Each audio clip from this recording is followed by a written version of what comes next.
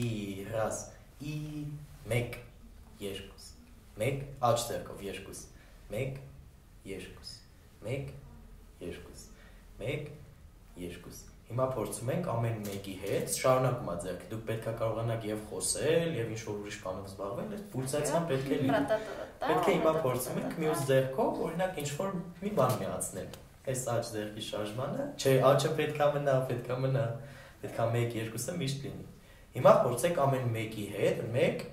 2 1 2 1 2 1 2 Հիմա փորձում ենք օրինակ ամեն երկրորդի հետ ինչ որ բան ձեռքով ցույց տալ 1 2 1 2 1 դժվար է չէ ու իսկ սա ընդհանրապես շարժումներ Բարև ձեզ Մանկունքի տաղավարում կոմպոզիտոր եւ դիրիժոր Գոռ Սպիրյանն է Շատ ուրախ ենք որ այսօր մեր հյուրն եք Մենք այսօր համար պատրաստել ենք ձեզ հարցեր, որը եւ կհետաքրքրի մեզ եւ ձեզ։ Երաժշտական որ գործիքից սկսես ձեզ շփումը երաժշտության հետ, երաժշտական այդ ոճի։ Սկսվեց դաշնամուրի միջոցով, երբ որ ես առաջի անգամ լսեցի Բեթհովենի Կելիզե ստեղծագործությունը եւ փորձեցի այն նվագել դաշնամուրի վրա Սովորեցի եւ այդպես առաջ սովորելով, պարապելով մինչեւ այսօր։ Անցումը դեպի կոմպոզիցիա ինչպես եղավ։ Իմ մեջ սենց չգիտեմ որտեղից հայտնվում էին որոշ երաժշտական ֆրազներ, սենց փոքրիկ երաժշտական կտորներ, որոնք ուղղակի սենց իմ մեջ էին ու ես դրանք ուրիշ ոչ միտեղ չէի լսել, դրանք իմ մեջ էին։ Եվ երբ որ ես փորձում էի դրանք նվագել, տեսնում էի, որ ինչ որ կապ է ստեղծվում այդ փոքրիկ երաժշտական կտորների միջև եւ այդ կապերը արդեն իրար հետ նվագելով, իրար հետ այսպես կոմպոզիտորական ձևով իրար կպցնելով, առաջացնելով մի ամբողջ ստեղծագործություն, արդեն կամաց այնպես եղավ, որ դա սկսեցի ստեղծագործել, այդ փոքր երաժշտական ֆրազները կամ մոմենտները իրար հետ միացնել, ստեղծել ինչ-որ փոքր գործեր եւ դրանք նվագել դաշնամուրի վրա, գրել նոտաները եւ այլն այդպես Ներքին ինչ պահանջից առաջ եկավ դիրիժորության նկատմամբ եւ ինչ արդյունքի հանգեցրեց։ Ինձ հետաքրքրում է այն ամենը, թե ինչպես է յուրաքանչյուր անհատ երաժիշտ կարողանում նվագել օրկեստրում եւ որպես անհատ եւ որպես թիմի ինչ որ մաս ինձ հետաքրքիր է այդ ամենը process-ը ինչպես է կատարվում, ինչպես է ղեկավարվում Եվ դրանից հետո արդեն սկսեցի զբաղվել դիրիժորությամբ, դա մեծ աշխարհ է, մեծ արվեստ է, որ հնարավոր է, որ ընդհանրապես անհասանելի լինի բազմաթիվ լավ երաժիշտների, այսինքն լինեն տաղանդավոր կոմպոզիտոր, տաղանդավոր դաշնակահար, չգիտեմ, կամ շատ լավ, շատ մեծ երաժիշտ, բայց այդ ղեկավարման սկզբունքը ինչպես ղեկավարել օրկեստր, ինչպես կարողանալ աշխատել մարդկանց հետ, քանի որ դիրիժորություն մասնագիտությունը մենակ չափ տալը չի, դա իր մեջ ներառում է եւ հոգեբանական աշխատանք, եւ կազմակերպչական լուրջ աշխատանք, եւ ղեկավարի այդ զգացողությունը, եւ հենց դիրիժորական տեխնիկական բոլոր հնարքները Ընդհանրապես ես գիտեի, որ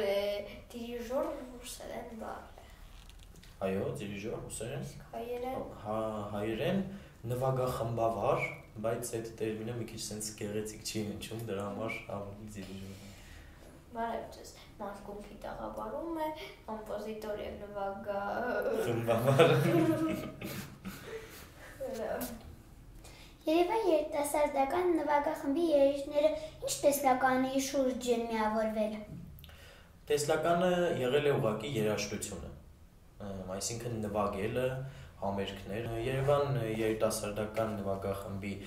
գեղարվեստական ղեկավարը Վարդանյան Գևորգը, որի հետ մենք որոշեցինք համագործակցել եւ առանձին մենք ունեինք որոշակի երաժիշտների կազմեր, մոտ մի 10, ամենքս մի 10 քանի երաժիշտներով, որոնց հետ առանձին փորձեր էինք անում համերգներ, որոշեցինք միացնել իրար եւ ստեղծել այսպես ասած նվագախումբ, որը հենց եղավ եւ Երևան երիտասարդական նվագախումբը, որի տեսլականը կրկնում եմ էլի երաժշտությունն է, լավ երաժշտություն նվագել, հանդիսատեսին հաճելի պահեր պարգևել։ Մանուկ ժամանակ ինչ եք ուզեցել դառնալ։ Մանուկ ժամանակ ուզեցել եմ տեզերագնաց դառնալ։ Տեզերագնաց դառնալուց առաջին անգամ որ մոլորակը կուզենայիք թռչել։ Կոնկրետ ինչ-որ մոլորակ չէի ուզում թռչել, ուղղակի ուզում էի սենց հասնել տեզերք, լինել տեզերքում և այնտեղից նայել մոլորակին։ Ինձ թվում է իմ այդ մանկության երազանքը ինչ-որ չափով իրականացել է, որովհետև երաժշտությունը իմ համար այնպիսի բան է, որ ինքը ինձ թույլ է տալիս, ինքը ինձ կարելի ասել տանում է տեզերք և սենց հետ է բերում։ Մտքով երաժշտությամբ գնում եմ տեզերք, գալիս եմ ամեն օր։ Ինչ ընդունված սովորություններ կային, որի երեխա ժամանակ ձեզ դուր չէին գալիս, ընդդիմանում էի, չէիք հարմարվում դրանց։ Ընդունված սովորություններ, հա, որ երեխա ժամանակ չէի սիրում, որ օրվա մեջ պետք է անպայման քնեմ, ես հիշում եմ, որ ես չէի ուզում քնեմ օրվա մեջ, ուզում էի միշտ արթուն լինեի խաղայ, ու մեկ էլ մենք փոքր ժամանակ դպրոցում մի հատ շատ վատ դաս ունեինք, այդ դասը չէի ուզում լինել։ Ինչքան հիշում եմ անունը հասարակագիտություն էր, որը չէի սիրում, իմ ամենաչսիրած աղարկան է եղել։ Դուք երբևէ կյանքի օրագիր պահել եք։ Կյանքի օրագիր չէ, բայց ունեցել եմ ինչ-որ փոքր նշումներ։ Չէ, գաղտնիքների չէ, գաղտնիքները միշտ իմ մեջ են պահել, որ հանկարծ ոչ մեկ չլսի։ Մանկական խաղեր կան, օրինակ բժիշ, տունտունին, դուք որ երեխաներով այդպիսի խաղեր էիք խաղում, որտեղ հաստատ խաղացած լինեք, որ այդպիսի խաղեր էիք խաղում, դուք որ դերն էիք ամենաշատը սիրում, կամ որ դերն էիք ձեր վրա վերցնում, գուցե ուսուցիչ, վարորդ, կամ հենց կոմպոզիտոր, կամ դիրիժոր։ Մանկության տարիներին շատ ֆուտբոլ էինք խաղում և հեծանիվ քշում ընկերներով, այսինքն տենց բժիշկ տունտունիկ, տենց բաներ կարելի ասել համարյա չենք խաղացել, ամենաշատը ֆուտբոլ և հեծանիվ և բացի այդ տենց ընկերներով ունեինք, հիշում եմ սենց մեքենաներ ունեինք փոքր և զինվորիկներ, հավաքվում էինք սենց շարում, խաղում իրար հետ, տենց շատ հետաքրքիր էր մանկությունը։ Գիտեմ, որ կարատե էիք հաճախել, ինչ է ձեզ տվել սպորտը։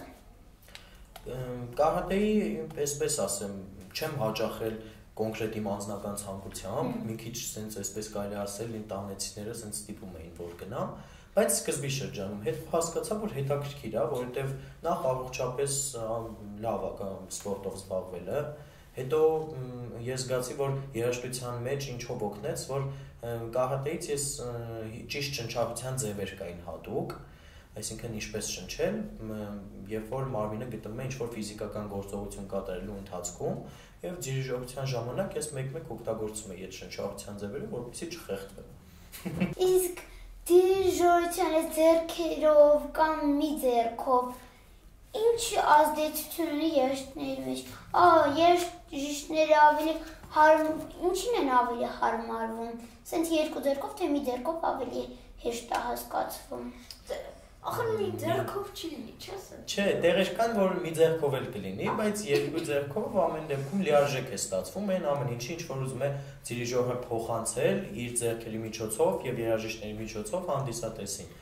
Մի քիչ մասնագիտական է, բայց ասեմ, մի ձեռքով հիմնականում էսպես է, իհարկե չի վերաբերվում բոլոր դիրիժորներին, ամեն դիրիժոր ունի իր անհատական դիրիժորության ձևը, բայց հիմնականում կլասիկ ձևը ստանդարտային է, որ մի ձեռքով չափն է պահվում, այսինքն ռիթմը, չափը, թե ինչպես, օրինակ սենց որ հաշվում եք, ռաս, ի, դվա, ի, ռաս, ի, դվա, ի։ Մյուս ձեռքով գործիքների մուտքերն են ցույց տալիս, կամ ինչ-որ երաժշտական ֆրազաներ։ Չէ, բարձրությունը ձեռքերով չեն ցույց տալիս։ Ձեռքերի շարժումները կոնկրետ մենակ ձեռքերից չեն բխում, դրանք կապված են և դիրիժորի մտքի հետ, և սրտի հետ, ինչպես են ազգում տվյալ պահը երաժշտական, ինչպես է կարողանում մեկնաբանել, և օրկեստրից էլ է շատ մեծ բան կախված, թե ինչպես է նա ընկալում դիրիժորի ձեռքը, որովհետև հնարավոր է լինի շատ լավ դիրիժոր, բայց օրկեստրի հետ ինքը չկարողանա աշխատել այն պատճառով, որ օրկեստրը պատրաստ չլինի նման կարգի դիրիժորի, այսինքն օրկեստրը սովոր լինի, կարելի այսպես ասել, կլասիկ դիրիժորներին, ստանդարտ ձևերով, իսկ դիրիժորը գա և իր գաղափարները, իր մեկնաբանությունները կոնկրետ գործի նկատմամբ լրիվ իր ձևով փորձի չափ տալ եւ կարող է մի քիչ չհարմարվեն, բայց ամեն դեպքում պրոֆեսիոնալ մակարդակի վրա բոլոր նվագախմբերը եւ դիրիժորները իրար հասկանում են, իրար հետ ընկերական շատ լավ ձևով կարողանում են եւ փորձեր անել եւ համերգներ։ Ինչ արժեքներ, սկզբունքներ կան, որ շատ է կարևորում մարդու կայանալու համար որպես անձնավորություն։ Որպես անձնավորություն, տեսեք, ամեն մարդու կյանք մի sense առանձին պատմություն է, մի յուրօրինակ աշխարհ, մի յուրօրինակ տեղ եւ ես այսօր կոնկրետ չեմ կարող ասել ինչ եմ տեսնում, ինչպիսի արժեքներ մարդը որպես անձնավորություն լինելու համար։ Ես կարող եմ իմ համար ասել ինչ արժեքներ կան։ Մարդը պետք է առաջին հերթին ինքը իր ներքին կապը ունենա, այսպես ասած, բարձրի հետ, տիեզերականի հետ։ Ես չեմ ուզում դա կապել հավատքի կամ կրոնի հետ, բայց պետք է ներսից յուրաքանչյուր մարդու մեջ ամեն օր, ամեն վայրկյան լցվում է եւ բարին, եւ չարը։ Մարդ պետք է անընդհատ պայքարի մեջ լինի, անընդհատ կարողանա չարը հանել եւ բարով լցնել։ Ոչ թե մենակ չարը հանել, այլ բարով լցնելու process-ը բոլորի մոտ տարբեր է։ Մեկի մոտ երաժշտությամբ, մեկի մոտ գրականությամբ, մեկի մոտ մաթեմատիկայով, ընդհանրապես տարբեր է բոլորի մոտ, բայց բարով լցնելու process-ը պետք է անպայման լինի մարդու մեջ, որպեսզի դատարկություն չստացվի, որտեղ աշխարհում կան շատ հաճույքներ, վայելքներ եւ այլն, որից բոլորս օգտվել ենք, չենք օգտվել, չգիտեմ, կամ բայց այդ ամեն ինչը պետք է մարդ կարողանա իր տեղը հատկացնել, այսինքն եթե պետք է հանել իր մեջից դրանք եւ աշխատել, լցնել բարով, լցնել սիրով, ջերմությամբ եւ ունենալ արժեքներով կյանքի։ Մարկունքի հյուրն է Գոռ Սպիրյանը, հարողություն կհանդիպենք։